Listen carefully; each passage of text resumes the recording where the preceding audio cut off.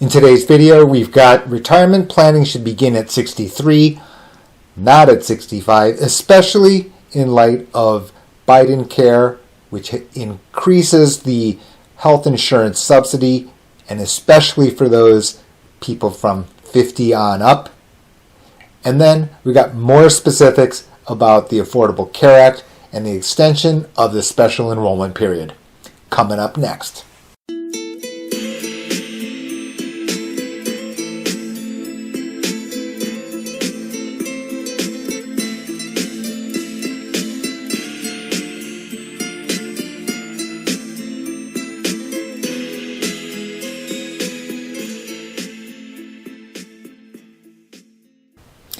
Hi everybody, my name's J.O. I'm the author of Maximize Your Medicare, published in 2020 by Allworth Press.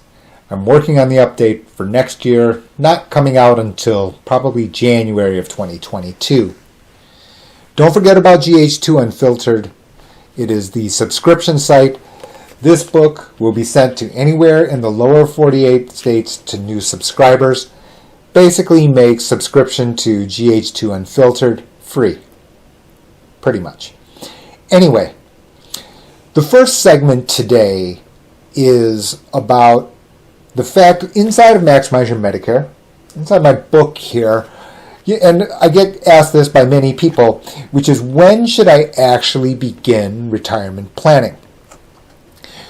As many people know, for retirement age under Social Security has been raised, going to be 67, but the issue here is actually about health insurance cost planning, because as many people know, that becomes now the very large percent of your monthly expenses. It becomes a great unknown. Generally speaking, what I've said in the past under the book is, generally speaking, what I tell persons is 2 years prior to the time that you turn 65, which means when you are 63. There are a number of reasons that I've suggested 63 as the starting point. The most important is the fact that there's IRMA involved. Now, IRMA, for newcomers, persons who do not understand or who are not familiar with the language of Medicare, IRMA is basically that your Part B premium can be higher than the standard Part B premium. It is based on income. Now, I've been quoted, I have articles in different locations, I've got a book about the topic.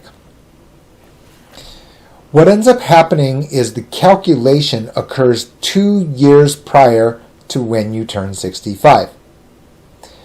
And they're looking at your taxable income, modified adjusted gross income.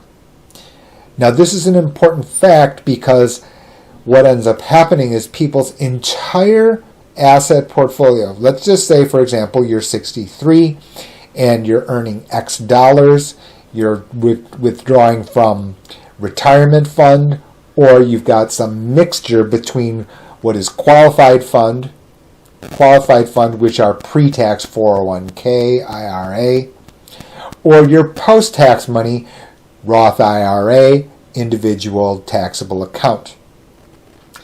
The fact of the matter is withdrawing from qualified funds is earned income, which will be included in the IRMA calculation.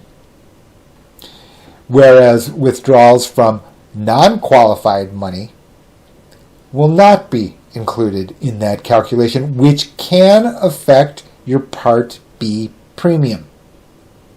And this is notable because at very high income levels, for example, at the highest tier, you're talking about a premium which is over $550 a month for Part B. You can see the grid here that I've posted up on the screen. It'll be in here on the screen here. Anyway, there's going to be a link for the IRMA tables here on the text as well on both the podcast as well as here on YouTube. And it's for that reason, this 2 year in advance, that you are basically needing to take a look at this. There is now, however, even something bigger.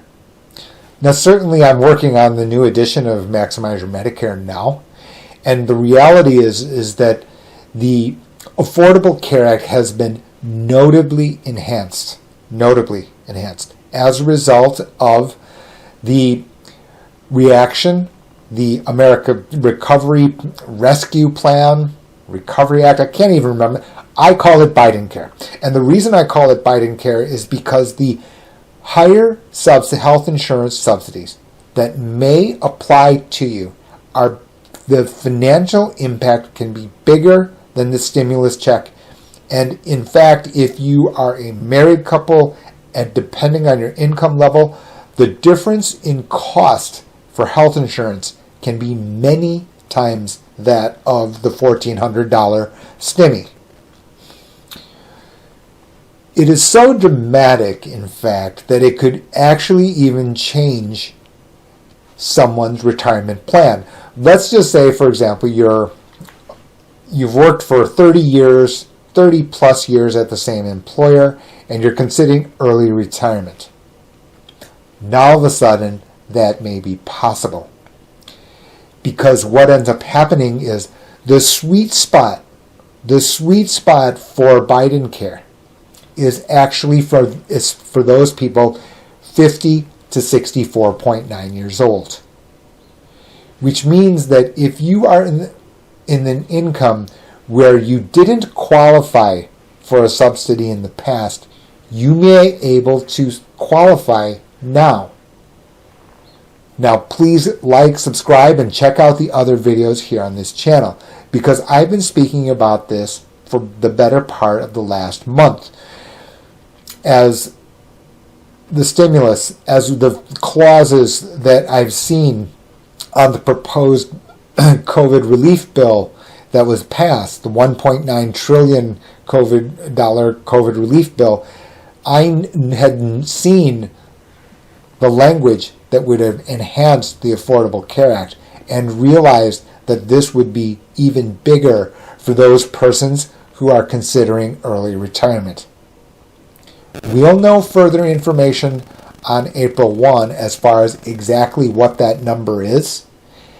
We've got through August 15th, but the point of it here is that the financial impact is enormous. It's so big that those persons who are on the fence, as far as those persons thinking, okay, I'm going to retire early or not, this can be something to make a difference in that decision-making process. As always, leave your comments and questions here below. I'd be happy to answer. I usually get back within 24 hours, if not substantially less than that. You can also feel free to send me an email. All of those links in the text with this post.